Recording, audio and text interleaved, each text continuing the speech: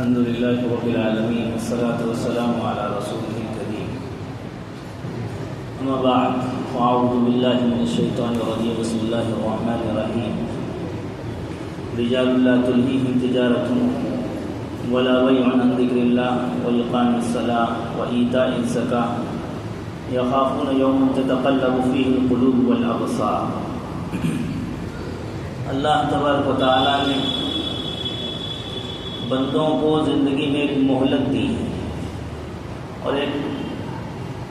حد تک گزرنے کی ایک مہلت عطا فرمائی۔ اس کے بعد اللہ کی طرف سے بندوں کی جو پکڑ ہوگی یا تو دنیاوی حساب سے ہو، دنیاوی بھی پکڑ ہو سکتی ہے، اور آخرت کے حساب سے تو جو بندے اللہ کے نافرمانی پہ اڑے ہوئے ہیں ان کی پکڑ اللہ کے یہاں لازمی ہونی ہی ہونی ہے۔ لہذا جو حدود اللہ کی ہیں اور جو اللہ کی طرف سے مہلت ہے اس کو اللہ کی رحمت نہیں سمجھنا چاہیے۔ مہلت اور رحمت میں بڑا فرق ہوتا ہے۔ مہلت اسے کہتے ہیں کہ بھائی آپ کو ایک لمیٹیشن، ایک ٹائم لائن دے دی گئی کہ بھائی اس کے بعد اگر آپ اس سے آگے گزرے تو آپ کے ساتھ معاملہ اچھا نہیں کیا جائے گا۔ رحمت اسے کہتے ہیں کہ بھائی آپ گزر بھی جائیں، کچھ کر بھی جائیں تو پھر بھی معاف کر دیا، ٹھیک ہے، درگزر کر دیا جائے گا، بھائی آپ نادان ہیں۔ ایک ہوتا ہے نادانی میں اللہ کے حکموں کو توڑنا، ایک ہے دانستہ، دیدہ اور دانستہ جان بوجھ کر اللہ کے حکموں کو توڑنے پہ اڑے رہنا۔ لہذا اللہ کے حکم، حج یقیناً فرض ہے لیکن ان لوگوں پر جو حج کی استطاعت رکھتے ہیں، روزہ فرض ہے ان لوگوں پر جو ایسے مریض نہ ہوں جو ہلاکت والی بیماریوں میں مبتلا ہوں، تو ان کے لیے روزہ معاف ہو گیا، گویا فدیے سے ان کا کام چل جائے گا۔ زکوٰۃ جب مال ہی نہیں ہے تو زکوٰۃ کیا دے گا؟ لیکن نماز ایسا محتم شان اللہ کا حکم ہے جو گردن ہلانے تک، اشارہ کرنے کی قدرت تک بھی رکھتا ہو کہ سر سے اشارہ کر سکتا ہو، اس کے لیے اس وقت بھی وینٹیلیٹر پر بھی اس کے لیے نماز معاف نہیں ہے، ہوش و حواس میں ہونے کی حالت۔ لہذا صحابہ جس کو نظیر لینی ہو، جو سوچتا ہے کہ ہم اپنے بزنس کی وجہ سے نماز پڑھ نہیں پا رہے ہیں، کچھ لوگ ڈیلی ویجز روزانہ کی مزدوری کرنے والے ہیں، پتائی والے ہوں یا اور الیکٹریشین ہوں، پلمبر ہوں، مستری ہوں،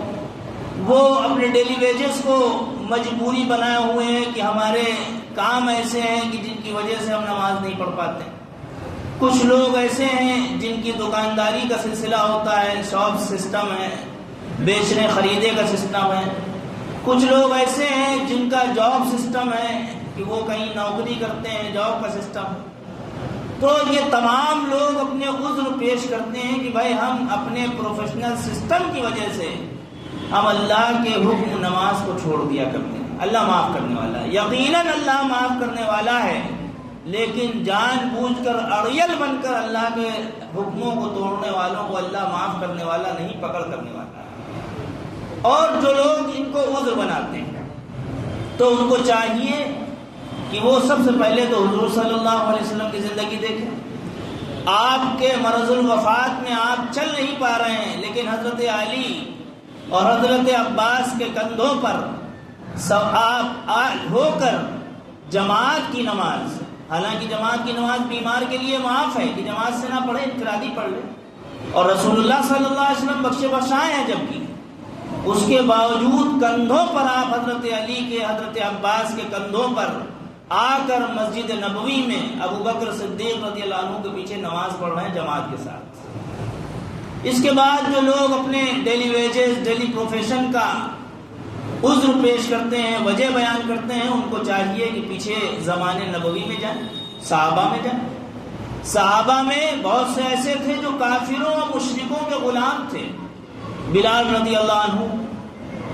اور بھی تمام کعب رضی اللہ عنہ، اور بھی تمام صحابہ بہت سے غلام تھے جو کافروں، مشرکوں اور ظالموں کے غلاموں تھے، لیکن اس کے بعد بھی اللہ کے حکموں کو پورا کرنے والے۔ اس کے علاوہ بہت سے صحابہ، بعض صحابہ کے پاس صرف ایک یا دو جوڑی کپڑے ہوا کرتے تھے، اور کسانی و کھیتی کے کام کرتے تھے، اور کسانی و کھیتی کے کام سخت گرمی میں، دھوپ کی تپش میں کتنا سخت ہو سکتا ہے وہ خود کسان جانتا ہے کہ کتنی سختی وہ جھیلتا ہے۔ اس سختی کے عالم میں، تپش کے عالم میں، دھوپ کے عالم میں پورے دن تمام کسان کی جو کھیت کی جتائی ہے اور کٹائی ہے، جو بھی سسٹم ہے اس کا، اس کو انجام دینے کے ساتھ وہ صحابی رسول، وہ اللہ والے بات کے بھی، انہوں نے اللہ کے حکموں کو چھوڑا نہیں ہے، جبکہ ان کا بھی پروفیشنل سسٹم تھا۔ اور ایسا نہیں ہے کہ ان میں دوسروں کے کام، ایسا نہیں ہے گھر اپنے آپ بن جایا کرتے تھے، گھر بھی بہت سے اس زمانے میں مستری ہوں گے، بنانے والے ہوں گے، بہت سے اس زمانے میں روزمرہ کے کام کرنے والے، ڈیلی ویجز کرنے والے صحابہ ہوں گے، اولیاء ہوں گے، تابعین ہوں گے، لیکن کیا ان کی نمازیں اللہ کے حکموں کو توڑ کر کیا انہوں نے زندگی گزاری؟ وہ بھی کہہ دیتے ہیں کہ بھائی ہمارا پروفیشن ہم کو اجازت نہیں دیتا، ہمارا ایجوکیشنل، کچھ آج کے دور میں ایجوکیشنل سسٹم میں بھی بہت سے ایسے پڑھے ہیں جو جمعہ تک کے غائب کر دیتے ہیں، روز کی نمازوں کی تو دور کی بات ہے۔ اسی لیے صحابہ کی تعریف میں اللہ تبارک و تعالیٰ نے قرآن میں بیان فرمایا، رجال لا تلہیہم تجارۃ ولا بیع عن ذکر اللہ، ایسے لوگ ہیں وہ جن کو نہ بزنس شیڈیول غافل کر رہا ہے، ولا بیع، نہ بیچنا غافل کر رہا ہے، عن ذکر اللہ، اللہ کی یاد سے وہ دور نہیں ہو رہے، غافل نہیں ہو رہے، وإقام الصلاۃ، نماز کو قائم کرنے سے دور نہیں ہو رہے، وإیتاء الزکاۃ، زکوٰۃ دینے سے دور نہیں ہو رہے ہیں۔ کیوں؟ یخافون یوما تتقلب فیہ القلوب والابصار، اس دن سے وہ ڈرتے ہیں، آج کے دن سے نہیں، ان کو اتنا خوف ہے۔ دنیاوی زندگی، روزمرہ کے پروفیشنل شیڈیول سے، نوکری کے چھوٹ جانے سے، جاب کے کمزور ہو جانے سے، پروفٹ کے ڈھا جانے سے، لاس میں ڈوب جانے سے اتنا ان کو کوئی خوف نہیں ہے جتنا ان کے دلوں کو اس دن کا خوف ہے جس دن تمام دل، تمام نگاہیں الٹ پلٹ جائیں گی، تتقلب فیہ القلوب والابصار۔ اس لیے اللہ نے موقع عنایت فرمایا، رمضان میں دیکھیں مسجد آباد، رمضان کے بعد دیکھیں مسجدیں نعوذ باللہ اللہ کی پناہ قبرستان کے مانند ہوگی۔ فجر کا عالم دیکھیں، جیسے پورے علاقے میں کوئی مسلم رہتا ہی نہیں ہے، 10 یا 5 لوگوں کی آبادی ہے مسلمانوں کی جو مسجد میں دکھائی دے رہی۔ باقی نمازوں کے عالم دیکھیں، مغرب میں دیکھ لیں، عصر میں، اور تو اور نمازوں میں تو چلیے، اور جماعتوں کے وقت الگ الگ ہوتے ہیں، مغرب کی اذان کے جسٹ بعد تمام مسجدوں میں نمازیں ہوتی ہیں، لیکن آپ سامنے مسجد کے گیٹ کے جسٹ سامنے چائے کے ہوٹلوں پہ دیکھ لیں، بوٹیوں کی دکانوں پہ دیکھ لیں، آپ اس جگہ پہ مسجد کے اندر امام صاحب کی آوازیں پارک تک جا رہی ہوں گی، لیکن سامنے یہ لاخیرہ، یہ نادان نہیں کہہ سکتے ہیں، یہ اڑیل شخص مسجد کے سامنے بیٹھ کے تینوں رکعتیں مغرب کی ہو جائیں، اس کے بعد بھی یہ چائے پیتا اور تمام کھاتا نظر آ رہا ہے۔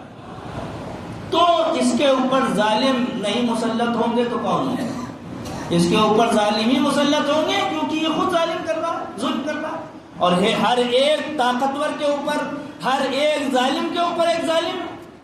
بھائی انڈین ظالم الگ ہیں، ان کے اوپر اسرائیلی ظالم ہے،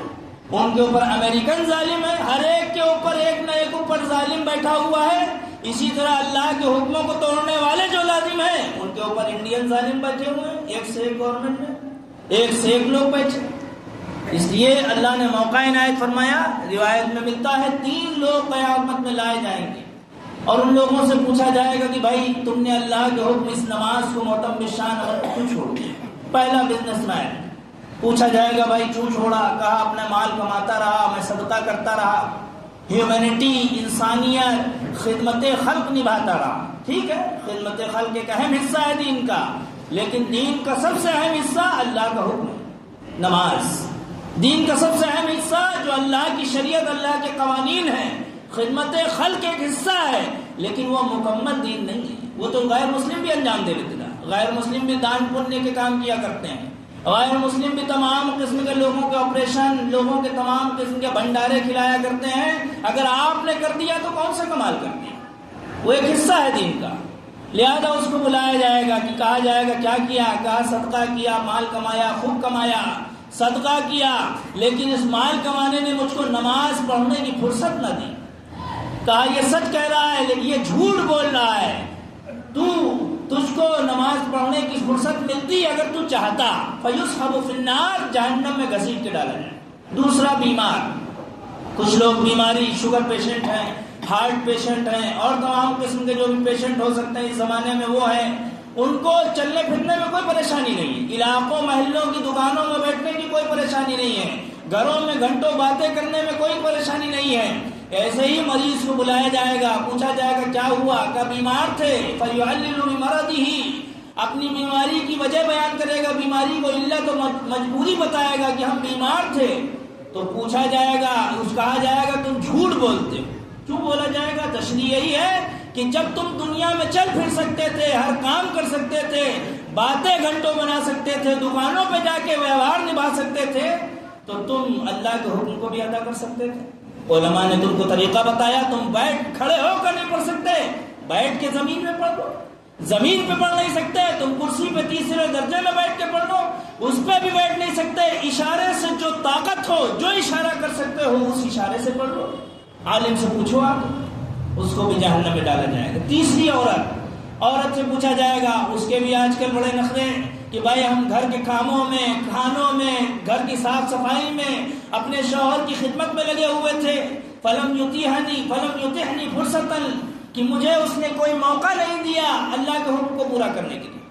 تو کہا جائے گا جھوٹ بولتی ہے، تو سجنے سنورنے کے لیے شاپنگ کر سکتی ہے، تم دنیا جہان میں، تشریح کے اعتبار سے تم دنیا جہان میں شادی اور تمام قسم کے پارٹیز میں شامل ہو سکتی ہو، لیکن اللہ کے حکموں کو توڑنے کے لیے تم یہ مجبوری بیان کرو، اس کو بھی جہنم میں ڈال دیا جائے۔ اللہ تعالی ہم سب کو عمل کی توفیق عطا فرمائے۔ آخری حدیث، الصلاۃ عمود الدین، نماز دین کا کھمبا ہے، پلر ہے، بلڈنگ میں جب تک نیچے پلر نہ ہو اوپر بلڈنگ تعمیر نہیں ہو سکتی۔ فمن اقامها اقام الدین، جس نے اس پلر کو قائم کیا پوری شریعت، پورے دین کو قائم کر دیا۔ ومن ترکها فقد هدم الدین، جس نے اس پلر کو چھوڑ دیا، اس اللہ کے حکم کو چھوڑ دیا، اس پلر کو نیچے سے ہٹا دیا، پوری بلڈنگ، فقد هدم الدین، دین کی پوری بلڈنگ کو اس نے ڈھا دیا۔ اللہ تعالی ہم سب کو عمل کی توفیق عطا فرمائے اور نمازوں کی پابندی کی توفیق عطا فرمائے۔